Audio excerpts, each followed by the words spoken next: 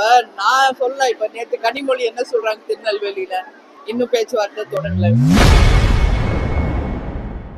கூட்டணி குறித்து செய்தியாளர் எழுப்பிய கேள்விக்கு தேமுதிக பொதுச் செயலாளர் பிரேமலதா விஜயகாந்த் பதிலளித்துள்ளார். அவங்கவுங்களுக்கு ஒரு கட்சி இருக்குங்க, அவங்கவுங்களுக்குன்னு ஒரு பாலிசி இருக்கு.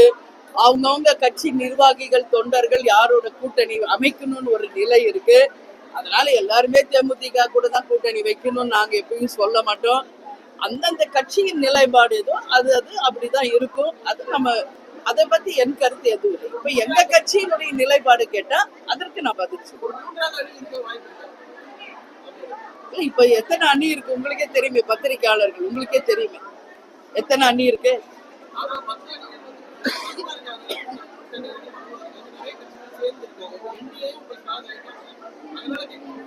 தெரியல, ஏன்னா இன்னும் இறுதி வடிவம் எந்த கூட்டணியும் அறிவிக்கல. இதான் ஃபைனல் எங்க கூட்டணின்னு யாருமே இன்னும் சொல்லல. அது வரட்டும், அது ஃபைனலா வந்தாதான் இங்க எத்தனை கூட்டணி இருக்கு, யார் யார் அந்த கூட்டணி, எது வலுவானது எது வலு, அப்பதான் நம்ம பதில் சொல்லணும்.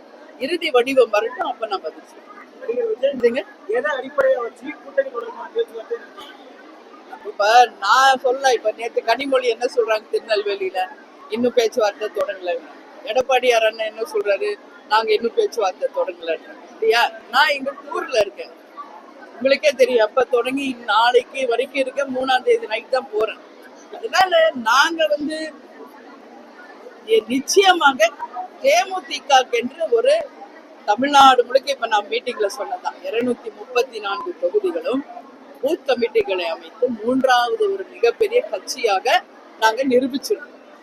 அதுக்குரிய மரியாதை எங்க கிடைக்குதோ அங்கதான் போகும். அதுல மாற்று